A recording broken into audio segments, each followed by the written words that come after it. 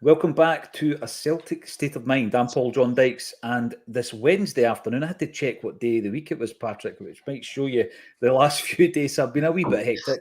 This Wednesday afternoon, I am delighted to be joined by Patrick McGilp and John Hughes. There is only one story to talk about, and we will be delving into what has been going on over the last wee while between the Green Brigade and the club, what it has resulted in over the last 24 hours, and where do we go from here? I just assumed you meant my holiday in Paris, Paul John. I thought we were going to be discussing that in detail. Listen, John, I think it would be a glorious topic to cover. As would, obviously, what I've been up to in the last few days. People are sick hearing me talking about Martin O'Neill, so I'm going to move my focus onto Pierre Van Hooijdonk, George Cadet, and John Collins. You've had an amazing few days, man. What an amazing couple of events you've had. That's well, incredible. You know this. I'm sitting there last night, John, right? Please indulge me in the comment section. I know you might be sick of hearing this, but I like sharing stories that Celtic figures, players, those in and around the club tell you so that, we can just be aware of what's going on. And what we did do, which we haven't done previously, is we organised for the guests to come into the venue a little bit earlier. We got them sat down. Our videographer, Sean, big shout out to Sean, who films the Wander Around Paradise and who's also done the Fran Alonso and the Willie Hockey videos recently. He came in early and we recorded an interview, a sit-down interview, Jerry Taylor and I, interviewing Pierre Van Hooijdonk, George Cadet and John Collins for the channel. So we're just working on the edit for that just now. But there was a moment last night, John, just like you say, I'm sitting there and Pierre Van Hooijdonk is doing an impression of Hugh Keevins. In a mobbed bar in Glasgow. There was like 250 folk in this bar. And he's sitting there doing a brilliant impression, obviously with a Dutch kind of slant to the accent, of Hugh Keevins. And I thought to myself, how did I get here exactly, Patrick? How did this all happen? And then George Cadet tells us the story, right? That he's gone up to Lennoxtown. He's been invited up there by Brendan Rodgers. And up he's gone. And he's chapped on Brendan Rodgers' office door. And Rodgers has opened the door and started singing the George Cadet song to him. He serenaded him into the office singing, "There's only one George Cadet." Superb. It was a great night. Thanks, everybody, for coming along. And I'll tell you this, I won't labour this. There's big, big topics to discuss. But see, when we do these things and you actually meet people who tune into the show, they tell you they enjoy it, they're fans of Acsom. It means absolute world to me. So thanks, everybody, for your support. We raised another £600 for wee Jamie Tierney last night by auctioning off 2 canvases that Jim Crockwell gave us. And that money will make a massive difference to Jamie and his family. So thank you all for that. Patrick McGilp, the action has been taken against the Green Brigade. What is your reaction to that? Well, it's all sort of... There's a big explosion yesterday when the news came out, wasn't there? When you read through the statement, and you sort of dissect it and you take it sort of action for action, it's hard to fully take yourself to one side or another. If people are abusing staff or stewards or they're being violent in football grounds, I don't think you should be punishing a collective group for that. I think you should punish the individual if you're able to identify the individual. I don't have any problem with, indefinite suspensions for people who are abusive or violent. But when it comes to, the displays, the showing of solidarity with Palestine, it's very disappointing when you see the club take those positions. And, I've no doubt it's for financial reasons, commercial reasons, UEFA fines and all that sort of stuff. But it is still very, very disappointing. I think the fines are worth it, to be honest, Paul. I think it's worth taking £10,000 fine, £15,000 fine to show our solidarity. We're a club that's expected to turn over 100 million this year. But I think it's important to showcase our roots on, the biggest stage when we get millions of viewers. And when you add up all the fines over years and years and years, it doesn't even touch the sides of Barcas and Ayeti, 5 million each, money that we've wasted ourselves. So I think the displays are well worth it. When it comes to individual acts of violence or abuse, I wasn't there. I don't know if that happened. If it did happen, I think you should be punishing the individual, not the group as a whole, because I think the group brings a lot more good than it does bad to Celtic Park. Listen, when I read through the statement, Patrick, I was surprised, and maybe I should have known this. I didn't know, for example, that there was like this code of conduct for that area of the ground that had been agreed upon. And when you look at some of the wording of that, I agree with you. Anybody who individually behaves in a certain way, which is against ground regulations or against the law, for example, then yeah, deal with them. Doesn't matter who they are or what football stadium they're in or what football team they support. You've got to deal with that. But yeah, just to clarify that, when you're looking at the ground regulations, I think everybody appreciates that there are such a thing. The rail seating code of conduct, John, I wasn't aware of the rail seating code of conduct.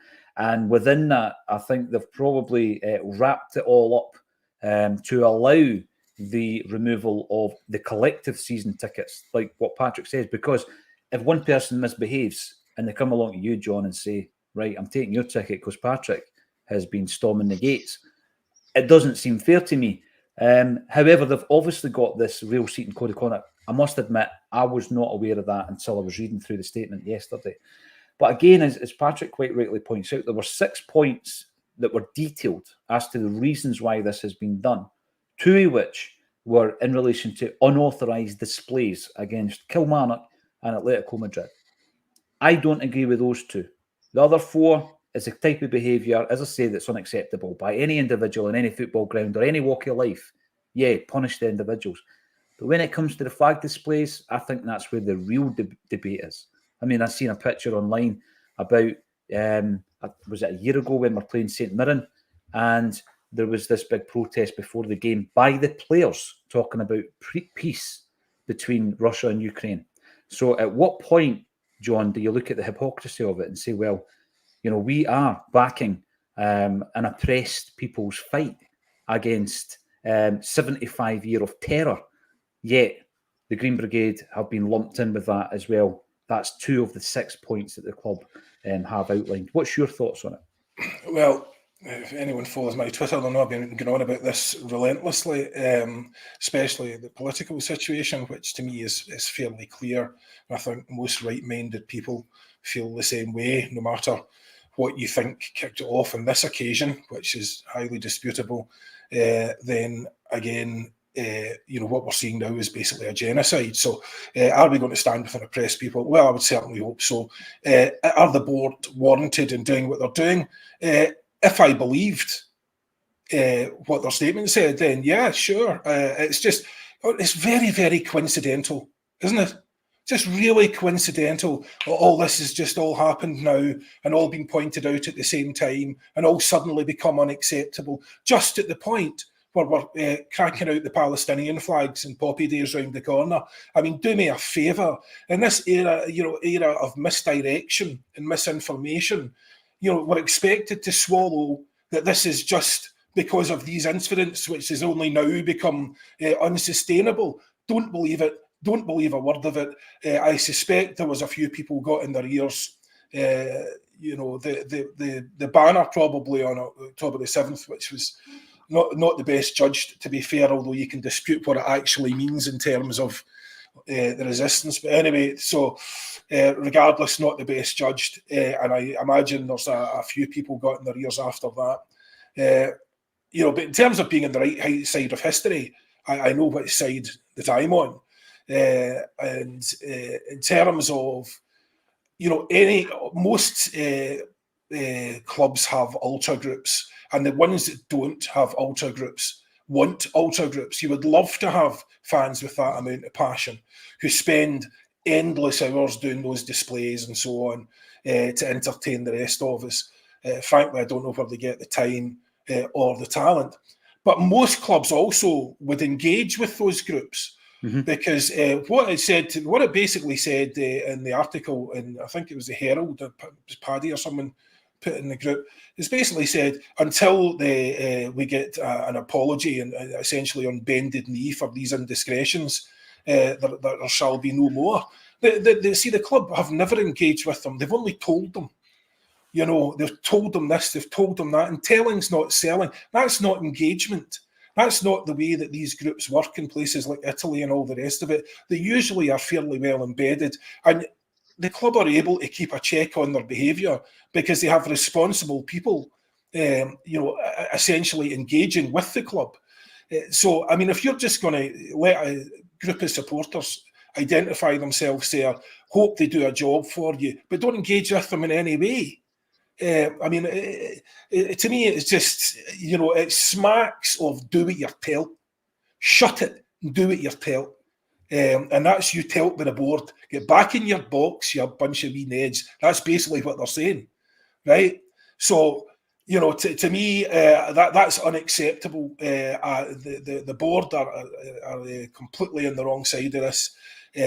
Now, if those incidents have happened, as they detail them, and they have been, breaking into the stadium, apparently, according to them, and then abusing members and stuff, that's very, very serious stuff. But why were they not engaged at the time? Why was this not said? Get out, first of all, or you're never getting back in again. And whoever said that, because I'm pretty sure there's CCTV all around that stadium, those identified individuals that have been abusive to members of staff, Cindy, get them banned for life. Not accepting any of that. So, but at the same time, it's just the notion that this is just coming up just now in the middle of these protests. To me, it's just not believable. I'm sorry.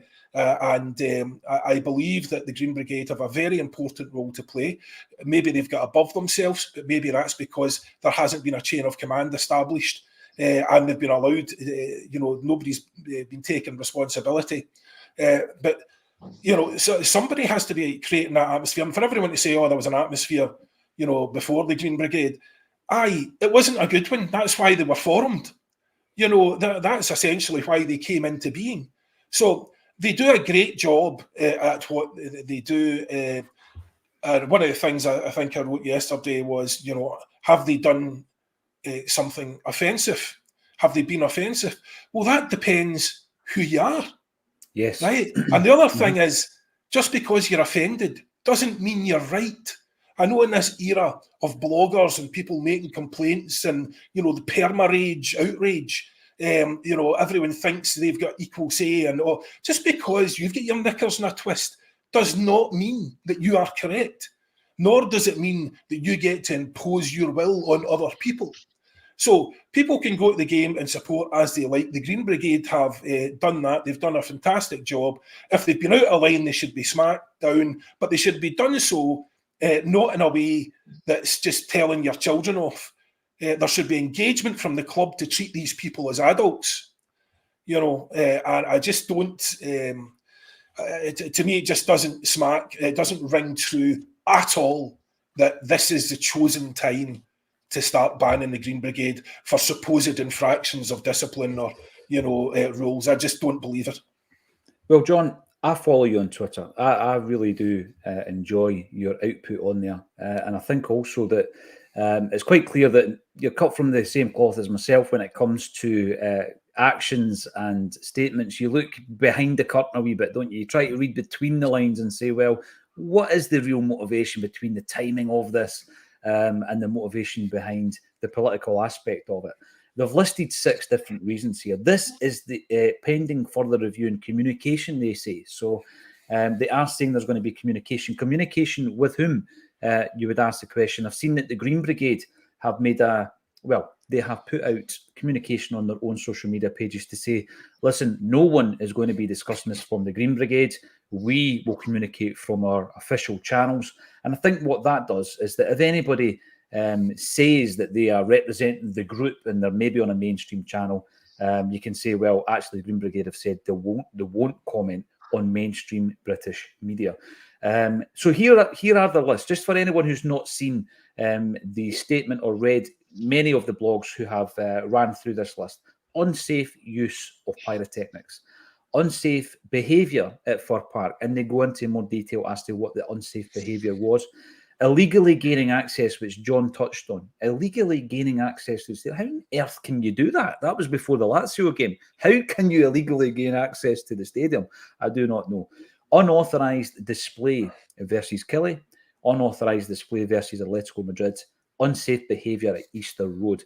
Now, I want to hear some of the comments because it is a divisive subject, and we all know that. And even within the contributors at Acsom, there is going to be differing views. First of all, Paddy Lavery comes in. Afternoon all. We should be talking about the game tonight, not the Green Brigade. We will definitely talk about the game. The Green Brigade aspect of this discussion is undoubtedly the biggest story in the world of Celtic right now. That's why we've kicked off with it. But we will get to the game in just a few moments as well, because I think there's real far-reaching consequences of what's happened in the last couple of days, and that's why I think it's a really important thing to discuss. Lisbon Lion, Jungle Lion, you won't mind me calling you that, need both parties to get their heads together, just what John was saying, and sort the shenanigans out. It's the team that suffers. Well, that's what Paddy's just said. We should be talking about football. There's a game tonight. You're right. And we're talking about other aspects of the club. Joe Hamilton, this will end, but it won't end well. Yeah, you do get the sense that there is a tapering off of the communication, and you wonder what's going to happen for the future of that group. Double Denim, always by the way, sorry, Paul John, if you think there is not resentment still in the boardroom from the season that we lost to 10, right? And you think that likes of Peter Lawwell does not harbour extreme resentment towards these guys, you would be sorely mistaken. In my view, they've been waiting to get them in the long grass for quite some time. Yeah, and what you were saying there earlier, John, about the timing of it as well. Afternoon all. Sad situation with the board and the Green Brigade at loggerheads. Genuine safety concerns shouldn't be understated. Yep, I agree with that, as we do have a responsibility to behave, but I'm cynical over the timing and the reasons. So I'm finding a really good balance for and against, but you know what? We're going to have to bring up both sides of the argument. Aero 250, well done Celtic, you say. You've been a long-time contributor on this show, Aero 250. Good to see you back. An entitled group of brats that are happy to cause the club controversy and repeat fines. They also love a statement. Now they might take the club seriously. Someone's going to clip that and say that was my statement and put it out without the context, aren't they? No, we need to get both sides of the argument. I think it's really, really important that we do that. And Joe Hamilton, we have keywords at the top, hypocrites and Keith Oakton, just to brighten it up a bit. Hello all from a very stormy Plymouth. I remember when it was sunny down there, Keith. Where did the sun go? David Boyle, the Green Brigade need to remove... Listen, I think this is a very, very good point from David. They need to remove the safety issues, the flares, etc., right? Then the issue can only be about UEFA trying to censor the fans. Then they will get the majority of fan support. Yeah, David, I think that's a fantastic point, and it's what Patrick opened up with. We were talking about, right, there's 6 points here, so that it's an accumulation. It's like, when a player consistently fouls and you eventually get them because they've been doing it all game. But you remove the other 4 aspects from that list and you get punished just because there's a political ideology in amongst a group of people. Then it does become censorship, doesn't it, Patrick? It does. And, that was a very good point, because I'm pretty sure in the past concerns have been raised about, people running on the pitch. I'm not a fan of people running on the pitch. Obviously, in the heat of the moment, you're celebrating, but the amount of times it's happening is increasing. The amount of people that are doing it is increasing. It's obviously a safety issue. And then when it comes to, smoke bombs and pyrotechnics, you do have on the to the right of the Green Brigade, a line of, it's a disability section right along the front next to the pitch, which I think has been raised with the club before.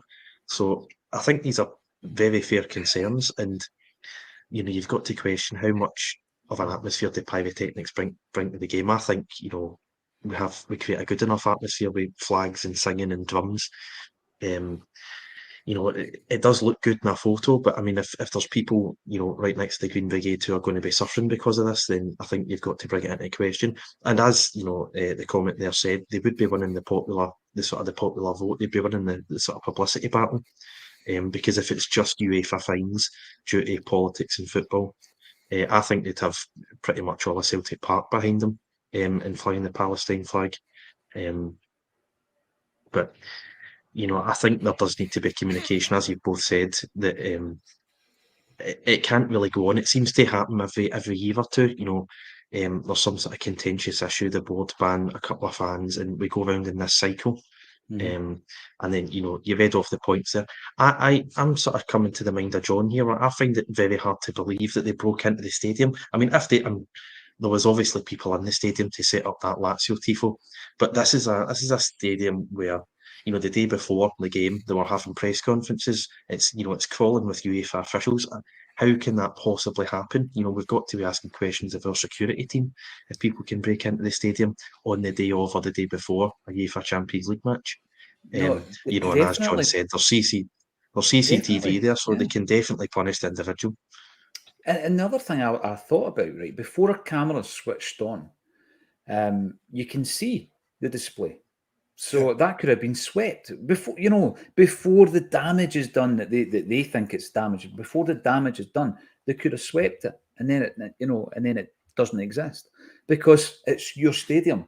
So if people have come in to your back garden, right, and stuck a Union Jack on the fence, you don't leave it there, do you? You go and remove it.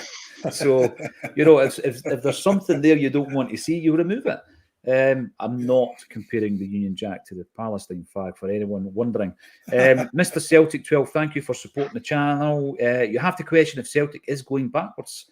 An accumulation of different points being raised here. Recruitment, recycling manager, once other goal losing our values. Sorry, did I read that right? Recycling manager, once other goal losing our values, banning fans for having a voice.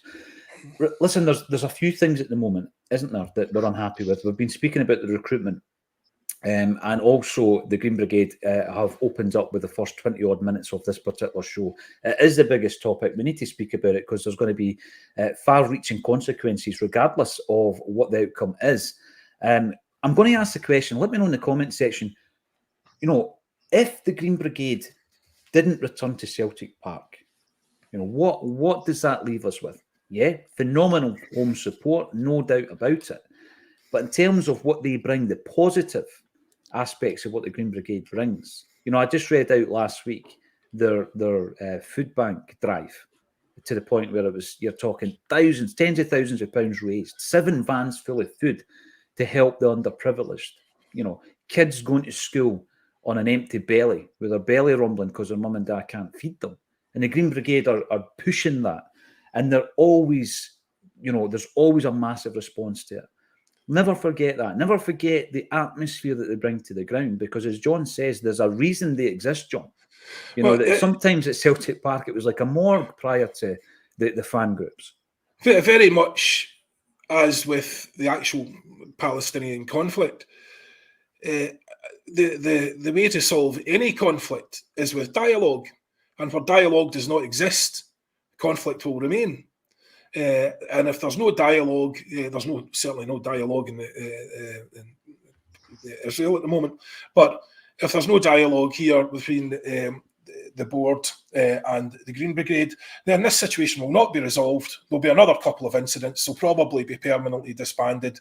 And the fans will lose out for that in terms of the atmosphere and reputation for having, the great atmosphere that we do.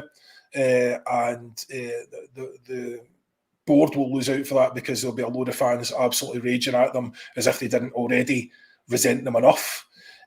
So it's a no-win situation here, and all it takes is for people just to be grown-ups, get in a room, sit down, have a chat, sort things out, make sure that rules are in place. Because the bottom line is, yes, they're a valuable fan group, but nobody's a law unto themselves. And whether that's the board trying to crush dissent or whether that's the Green Brigade trying to act above their station, nobody's a law unto themselves here, right? So these things will be resolved by sitting down and having a talk about it and talking it through and resolving these issues one way or another. And if they can't be resolved, then that's fine. But, to be basically everyone at the moment's just taking a high hand. They're all in the huff.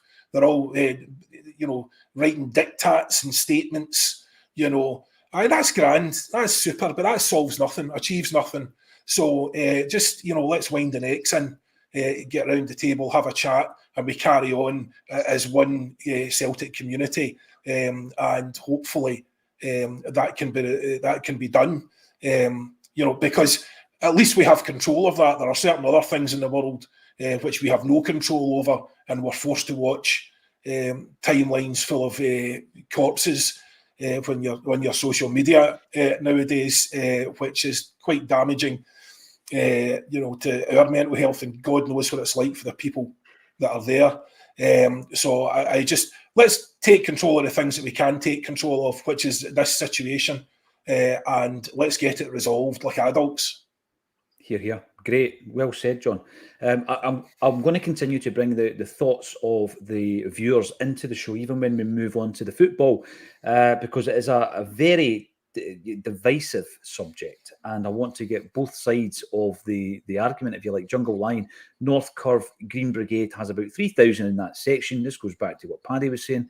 Why ban them all if it's only 100 or so that's messing about? The ultra movement in British football, for me, is a positive thing. It's very positive. And what happened when it started coming to the fore, obviously, it was something that, I think Germany was really well known for the ultra movement, as was Italy, Italian football. And then it started coming to Scottish and British shores. And it's not every club, Patrick, like you were saying before, that relies on a few flares and a drum and a few songs and a wee bit of colour and a wee group that might call themselves the Falkirk Fear or something like that. That's a real thing, by the way, the Falkirk Fear. But then Celtic are always going to do it differently in my mind. And I know some of the commenters are saying, listen, let's ditch the political talk. This is football. Celtic's more than a football club. Clichés aside, it is. It's as simple as that. There are political discussions to be had about this football club since prior to its formation. The very genesis of Celtic. So there's always going to be that discussion. And to be honest with you, that edge, because with it brings an edge, doesn't it, Patrick? So when you've got an ultra group, you've got all that, the colour that they bring to the game and the sound and the atmosphere and the tifos and all that, great. But there's always going to be an edge if it's a Celtic ultra group. Of course there is. Yeah, no doubt. And, it's all well and good saying keep politics out of football, but you just can't do it with Celtic. It's just not possible. There's too many things that have happened to the Irish community in Scotland and across the world, and from the SFA trying to stop us flying the Irish flag, 90 years ago, to causes like this, Palestine, and as you said earlier on the show, we welcomed Ukrainian refugees to watch us play Shakhtar in the Champions League just over a year ago. There are probably countless instances that just aren't coming to mind at the moment, but you can't separate politics from Celtic, not in a million years, especially with the Irish connection. Just on that last comment, it's not the entire standing section that's been closed, it's just the Green Brigade. So it's people who have affiliated with the Green Brigade. So there's still going to be, say, 2.7 thousand in that standing section tonight, hopefully. But no, I mean, I'm sure English Premier League clubs would love to have an ultra section. Maybe not quite as enthusiastic as the Green Brigade, obviously with the flare issue and the politics. But politics comes hand in hand with Celtic, and I'll say it again. I think they bring a lot more to the club than the bad that they do. As you say, the food drives, the causes they support, the work they do in the community. It's fantastic. And Celtic are quite keen to sell canvases in the shop of displays that the Green Brigade have raised funds for and put on. So they're quite happy to profit from it when it looks good. But no, I think as John says, there needs to be a dialogue, because I think this relationship has to be mended and has to continue, because I think that's what's best for the club. I agree with that. Let us know your thoughts in the comments. Our word is not gospel, and we are definitely willing to take opposing views on this one. But yes, I think that talking about the flying of the flag, it's a subject that I really love researching, Patrick. When Celtic not once have been ordered not to fly the flag of Ireland, the tricolour. And obviously the famous one was Robert Kelly, who stood up to them.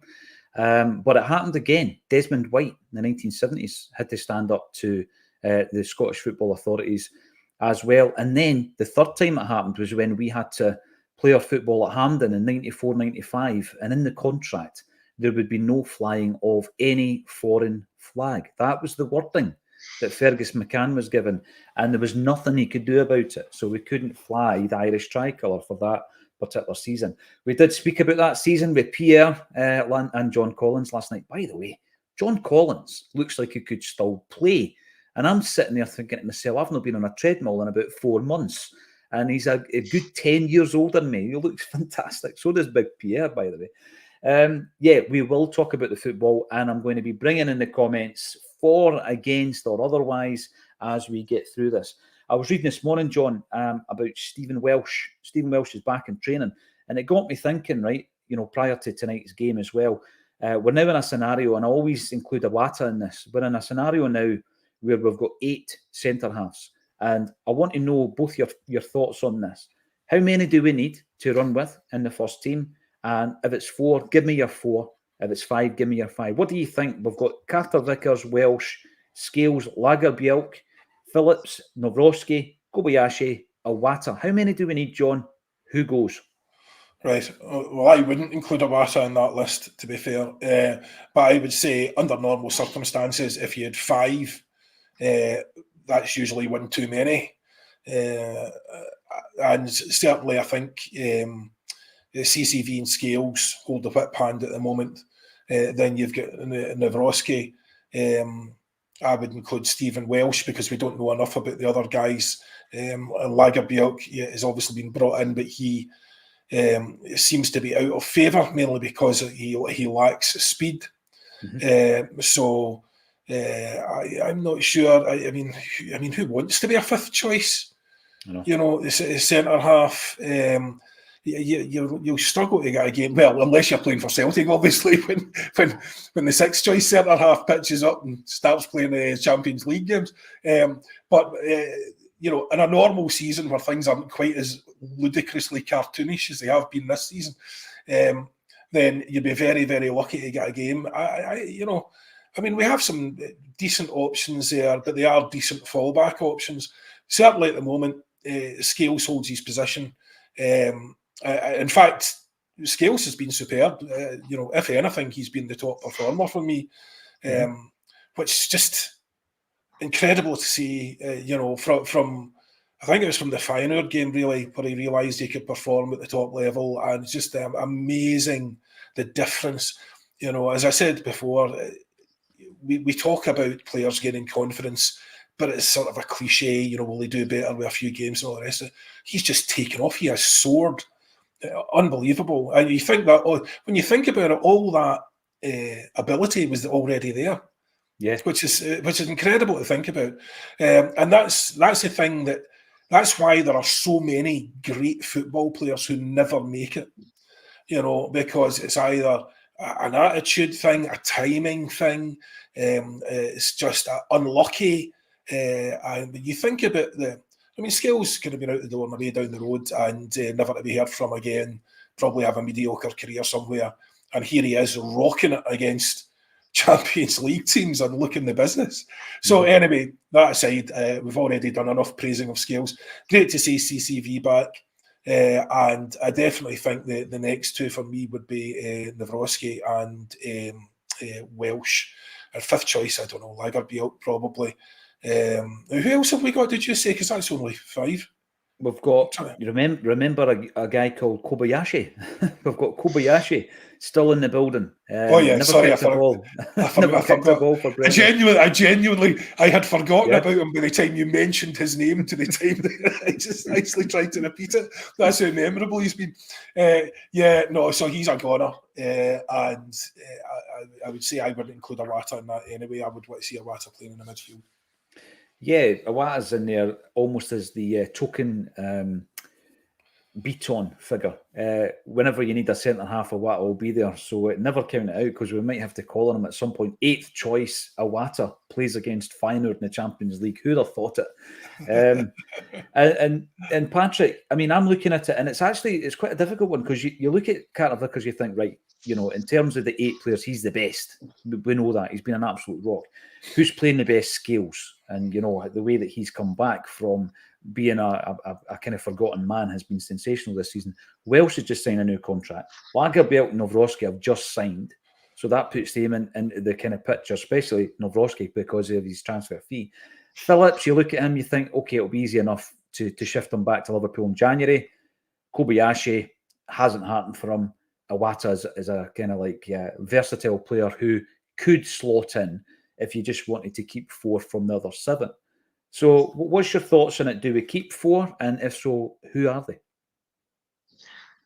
It'd be much easier if it was 5 we're keeping. To keep 4, you've got a choice in your hands, because as you say, to get rid of Carter Vickers, I don't think you'd want to get rid of Carter Vickers. Nawrocki and Lagerbielke. It's hard to judge Nawrocki. I mean, he's obviously signed for a big fee, and he's only played 2 games. But people seem to rate him quite highly. So you can't really get rid of him. Lagerbielke came in, made a few mistakes, and seems to have been bombed. He's nowhere near the squad. I don't know if there's maybe an injury we don't know about, but he seems to be nowhere near the team. Scales, as you say, is playing really well, and Welsh. I hate mentioning it when it comes to picking players, but he's part of the sort of 8-player Scottish quota for UEFA competitions, isn't he? So you need to keep him, and then obviously Scales is playing really well. So I think you're probably going to keep all 5 this season. As you say, Kobayashi, I think that's maybe an Ideguchi situation. It's not going to happen from at Celtic. He came in, I thought he played okay against Kilmarnock. Disaster at Hearts, disaster at Ibrox. Just hasn't seen the team since. Iwata, midfield player. I think he's a good midfield player. I don't think he's a good defender. And as you say, Nat Phillips, I think he'll be going back to Liverpool in January, no problem. I think he was brought in for 1 game and he was unfit for that game. So it sort of sums it all up, really. Our 8th choice centre half wasn't even fit. Can I just say as well, by the way, it just shows you how lucky some people are to come up through a certain system, born in a certain, in a certain country, all the rest of it. You look at Phillips there, decent player. I mean, would we double the wages of our best players to play him? And God knows what the transfer fee would have been. I mean, the margins there, are small enough to be infinitesimal. What justifies that guy being on 70, 80, 90 grand a week? And our guys being on, I don't see it. And I think some people are just very lucky that they come up through certain systems. No, you're right. I mean, John, I always hark back to other examples from the past. Jackie McNamara captained Martin O'Neill's final game in charge at Celtic. It was the Scottish Cup final, 2005 against Dundee United. Who scored the goal? Thompson. It was Alan Thompson, wasn't it? Yeah. Always get messed up because Chris Sutton missed a penalty. And I sometimes think it was Sutton. It was Alan Thompson that scored the goal. Now, he was a captain of the club and he was in the bottom third in terms of wages. Jackie McNamara. He was 29 years of age, right? Captain of the club. The season before that, he had won, I think it was the PFA Player of the Year award. And he didn't get a new contract. He was offered a 12-month deal. And he was in the bottom third of earners at Celtic Football Club. So when you look at that, John, you're right. It really is. I mean, if you compare Phillips's wages to, let's say, the wages of Scales, Welsh, probably Kobayashi, and Lagerbielke combined, you're probably going to get the weekly wage of Nat Phillips. How I would play it is, I do agree Iwata is definitely a better midfield player. He's very good in that, if push comes to shove and we have another crisis, he's there. Kobayashi, I'm more concerned about that group of players that came in and around about that season who haven't done it for us. So yes, I think it's time for him to go. Nawrocki, he's going to be part of the discussion because he's new. Phillips has to go back to Liverpool in January unless a few of them get crocked again. And then it gets interesting because Scales is definitely in there. He's in the top 2 at the moment with CCV. And I would loan out one of the others. I would loan out Welsh or Lagerbielke. Lagerbielke's issue, I think, John, you're right, it's pace. He's not going to get any faster. So you've got to make a decision. Can he go out and start to get games and with experience be able to improve his anticipation and positional play, his awareness? Who knows? Welsh, he's never played enough games in the last 2 and a bit seasons now. So you keep one at the club, you put the other one out on loan and get them game time. That's the way that I would kind of play that one as well. But you're talking about luck and just sliding doors moments and all that, John. Having John Collins, having an audience with John Collins last night, I was talking to a pal of mine this morning, and he was asking, how was it? And I said, there's a persona on the TV of John Collins, isn't there? And people, create an image of the type of person he might be. And it's quite unfair, but that's what we do. And I thought it was the complete opposite. I always had an idea of him being quite an arrogant guy, maybe, and all that kind of stuff. Brand new, really good fun, funny lad. Couldn't do enough for everybody who wanted selfies, autographs, the whole thing. But I was talking to him about two players. And I said to John that when he was at Celtic as Ronnie Dyler's right-hand man, we introduced some new talent to the team. Talk us through it. Kieran Tierney and Callum McGregor were the two guys. And he said that McGregor at that point, the biggest thing he loved to see about McGregor was back then, if you had a conversation with him, he was so shy and kind of within himself, he would blush and all that, and now he's the captain of the club leading us to trebles. He says to do that in 8 years, to be that wee shy lad who, on a 1-to-1 would get quite embarrassed, to being the guy who's winning a treble for Celtic as a captain, he says, was just, and it's all down to him, his hard work, his application. He always had the talent, he always had the tools, but it was all about timing, getting him in the team. And Tierney as well, according to John, the very first time, him and, because I know I've heard the story about training, calling him over and everything else, but he said the first time he saw him playing a game of football, whatever level it was he was playing in the youth team, him and Ronnie both agreed, this boy has to start training for the first team. So you're always learning when you're talking to these ex-pros, and I love a wee bit of that. What do you think in the comments section? If you could pick 4 from the 8 that are listed, who are the 4? Quite a tough one. And we're going to talk about tonight's game then. And obviously, we'll use the last couple of games as part of that discussion, John. Who do you think has talked their way in or out of the discussion for the starting 11 tonight based on the performance at Easter Road? Well, I mean, it's a bipolar couple of performances, isn't it? I mean, really, that first half against Atletico was as good as anything I've seen us do, possibly ever. And clearly, the thing about it is, you're saying at the time, these guys are playing at the absolute maximum of what they can do. It's the top of their skill range, it's the top of their physical range. They can probably do no better, or do only marginally better. And that was borne out then in the Hibs game, which was absolutely dire. And I'm sitting taking notes, and I think by half time, I had maybe written 3 things.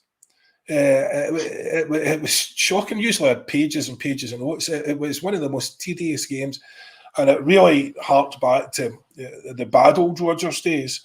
Because the one thing I think here, and this is where Ange had an edge, because Rodgers' style will do, in my view, do much better in the Champions League. Much better. We're far more solid. I think we'll get much better results than Ange would have got us. But Ange, the way that Ange played, I mean, we never really had to worry about the wee teams. And as Liam says before he puts a bit into everybody, no disrespect, but the smaller teams in the league, and we never really had to worry about them because we just overwhelmed them. But Brendan sometimes isn't even using all his subs. Never mind overwhelming anyone, and we have a real problem with quality and depth. I don't think there's any doubt about that now. When it's also the impact that Atletico game had on the players, you have to wonder about who gave the say so to play the same team again. Surely they must have been shattered, because it absolutely looked it right from the start. They were all off it by miles. They were off it, and they produced very little attacking threat. They produced very little by way of intent, by way of energy, by way of purpose. It appears to me quite clear that was the wrong decision to start with that team. Now, the issue is that's because he really doesn't trust what's on the bench. And if we'd started with some of those players that were on the bench, the uproar would have been absolutely huge. But at least the likes of Mikey Johnson came on with some energy. And James Forrest brought some energy, because they might not have brought quality, but they brought energy. They had at least they had us going forward with purpose. So is that the quality that you want? No, but we don't have the quality available as it stands. I have moaned about it, endlessly, but it's not there, so that's fine. For the moment, we can do nothing about it, right? So if we don't have the quality, we at least need to have the energy. So I think it was a mistake to play the same team again. But I can understand why the manager came to that conclusion, because when you're looking at that bench, you are not thinking, I mean, he's got to be aware as well of what the fans will think, because if he picks a team that has some of those guys starting, it's going to be really controversial. If you're starting Mikey Johnson, that's going to be really controversial. But then to bring him on, the boy's not kicked a ball and for us, and I don't know how long, to bring him on as a potential saviour. Here you go, Mikey, win the game for his son, would you? That's a wee bit unfair, isn't it? When you mention him, I just had honestly, I had a wee image in my mind of that team list that you get on the social media, and there's Mikey Johnson standing with his arms crossed because he's in the starting 11, John. So thanks for that for tonight, St Mirren starting 11. There's Mikey boy. I really want to hear your thoughts on everything we've discussed. Yes, the Green Brigade is continuing to divide opinion. I think that's healthy, and we'll bring up as many as we possibly can before the end of the show. But we're also talking about the game tonight. Which centre-halves do you keep from the 8 listed? I've thrown Iwata in as part of that argument. And who has done enough to get into the starting 11 for this evening? I agree with John. Here's the one question, really, isn't it now? The big burning question is, who is going to be the permanent replacement for Hatate, basically for the next 4 months? That's so long. So, I mean, who's that going to be? Because that's no longer a peripheral thing now. That is, that's a key player we need to bring in there.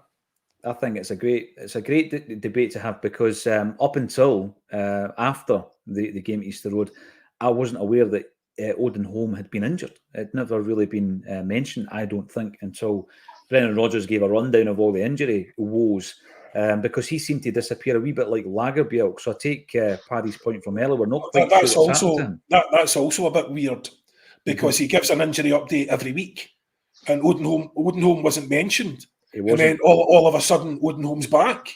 Yeah. Was he? Where was he? Thanks very much for that. Because he never mentioned it, which is very weird. Exactly, John. I mean, these guys are spending all that time on Instagram. They're not telling us that they're injured. Come on, mate. Up your game, Odin. Ridiculizer. It's not about the Green Brigade. It's about your masters telling you what you can and can't say or do in life, and whether you're going to be a slave and accept it or not, says Ridiculizer. Joe Brown, and you come. Green Brigade are paying customers.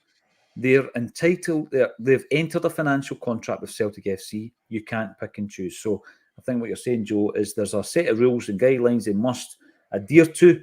Plodge McNugget, the Green Brigade, getting banned was inevitable.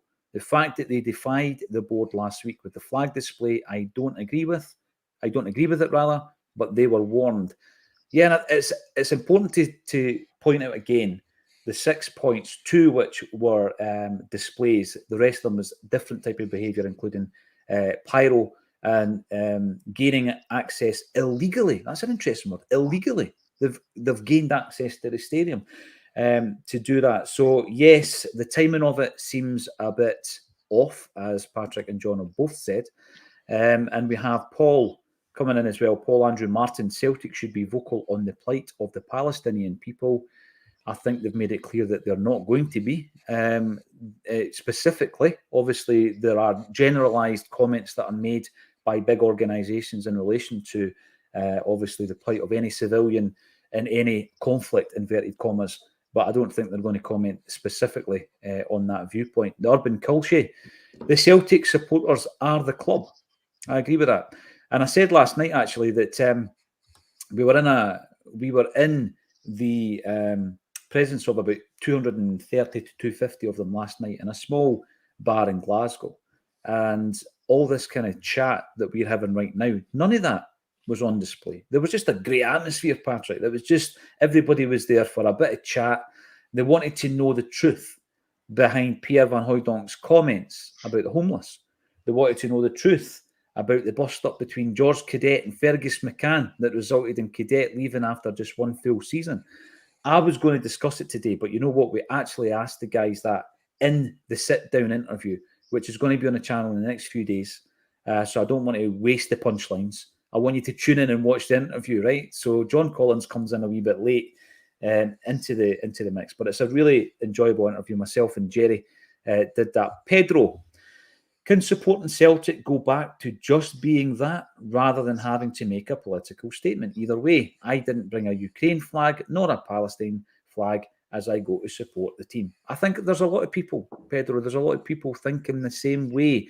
But I think also the flip of that Patrick mentioned is that Celtic and politics go hand in hand. It's always going to be part of a discussion. Whether or not you join the discussion is entirely up to yourself as well. And we've got a just one thing on that, Paul. I mean, the thing about it is, you can either have no politics, which is impossible to enforce, right? Because at some clubs, at some time, some social thing's going to happen, which is going to mean more to their supporters than actual football. So it's impossible to keep politics out of football because politics is an integral part of life, as is football for most people.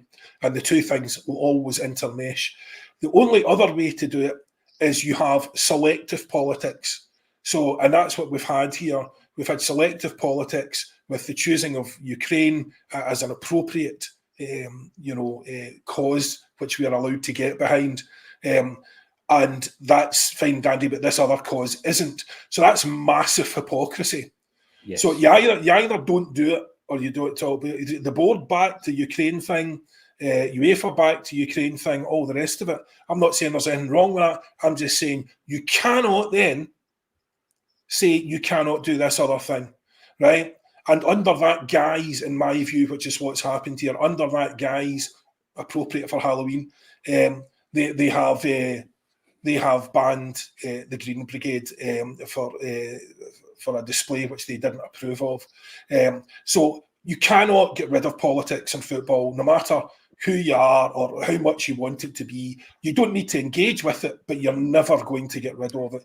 Where great crowds of people gather, feelings will be vented on issues which are important to those people, and that does not always just revolve around football.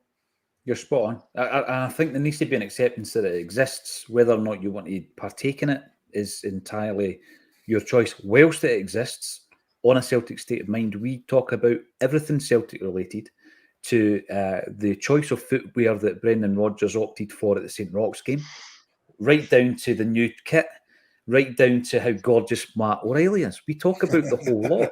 Somebody came up to me last night and said, "What have you got against Aerosmith?" Anyway, it will rage on.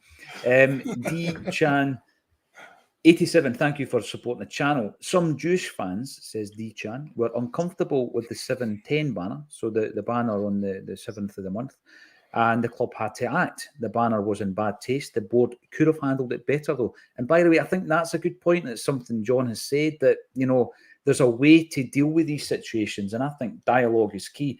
They have stated that they reckon there's been a serious escalation in the last few weeks in these unacceptable behaviours and non-compliance. And they have also stated that there's a safety advisory group, which is part of Glasgow City Council, and they require a report after every home game. So obviously a lot of the stuff that's happening at Celtic Park's in these reports, and the club are having to report that to Glasgow City Council. More support coming in from Mr. Celtic 12, who says, need to stop the mindset of let's just focus on the football. I think John's just said that. Celtic is built on helping others. This is bigger than football. We must back the Green Brigade. I knew this was going to swing from one side of the debate to the next, Patrick, but I think that's what, for me, is healthy. Communication and dialogue, and that's not what the club and the Green Brigade are doing.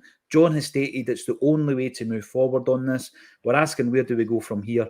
Do you think it's going to happen? Is there going to be a consultation between the two groups, the club and the Green Brigade? I think there has to be. I don't know. I don't know, where we end up. It's hard to predict the future, but I don't think the Green Brigade are going to be permanently banned or split up or whatever. They're going to be back in the standing section at some point this season. I think that's pretty agreeable. They're also not going to ditch their support of Palestine.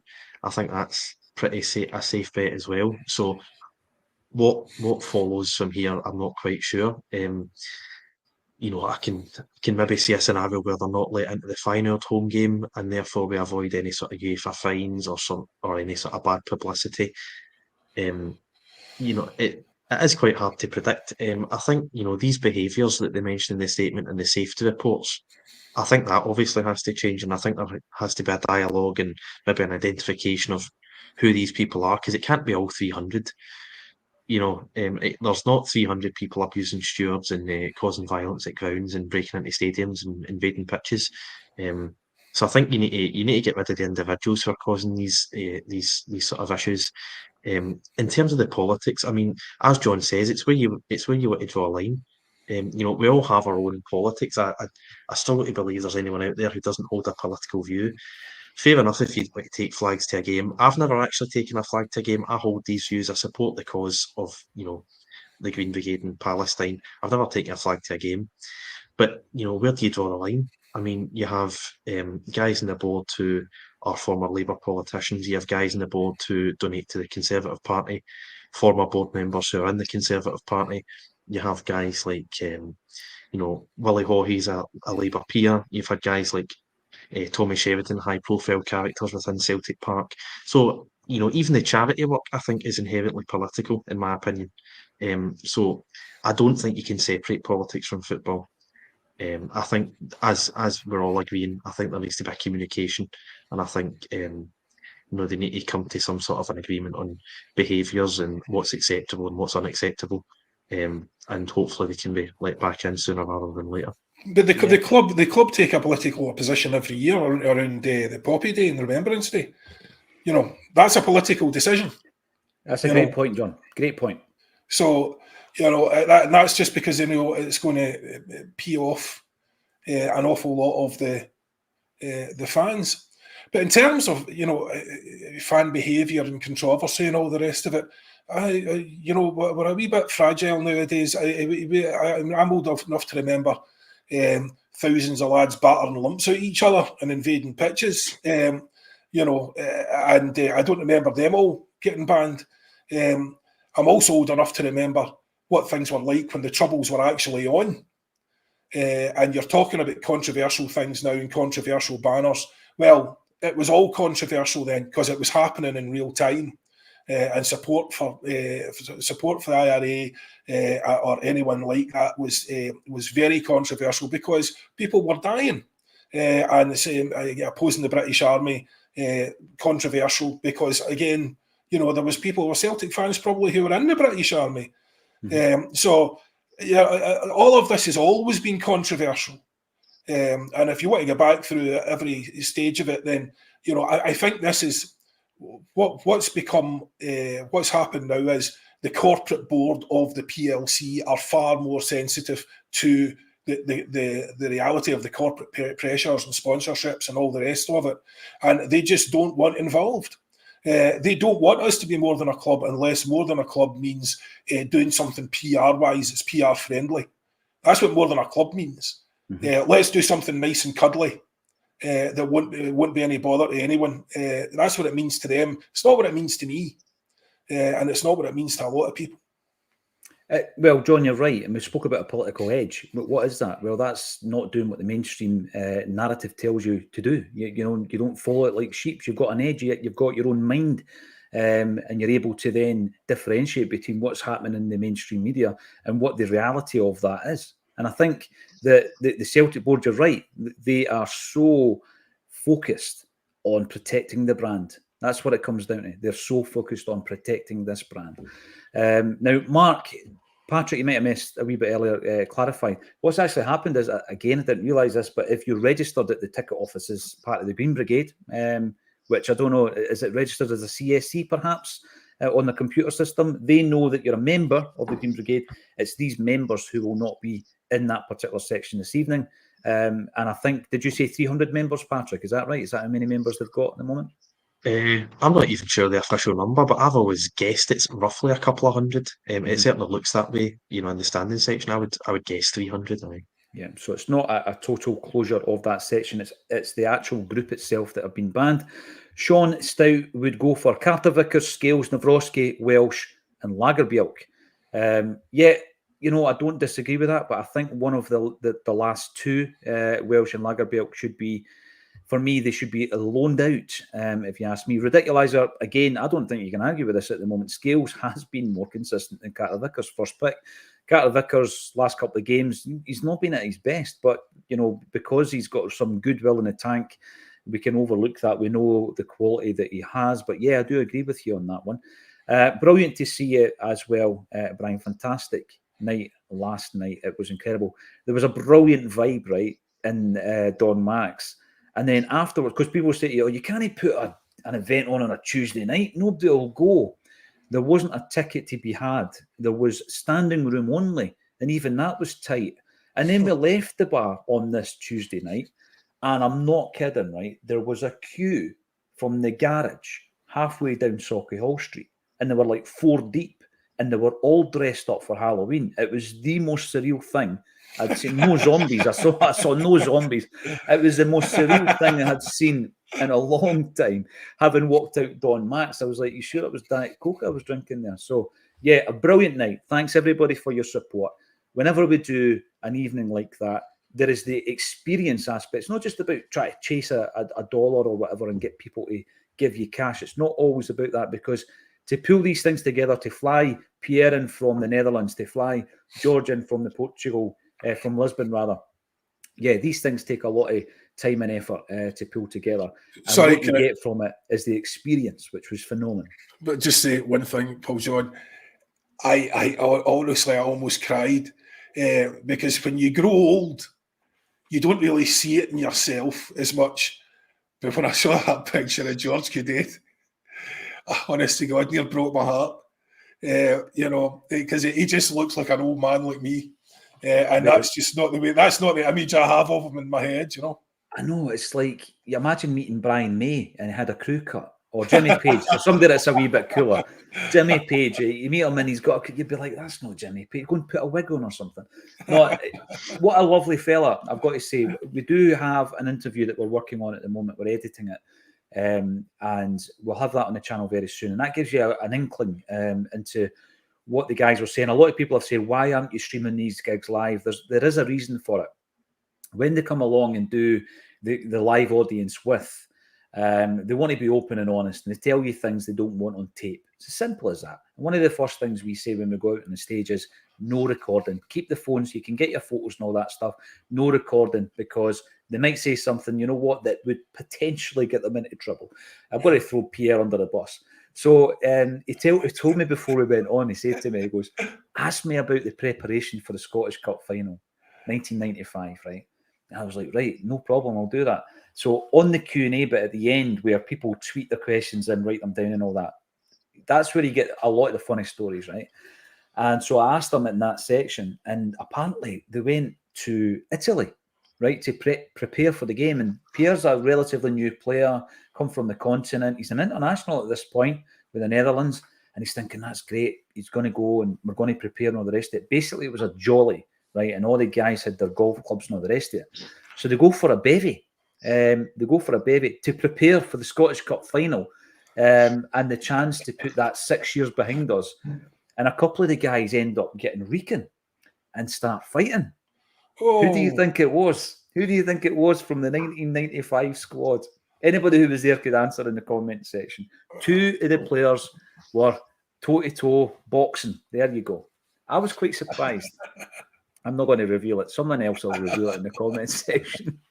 But we went out there and we won the game. And that was the first trophy in 6 years. It was a great man. I keep bringing it up.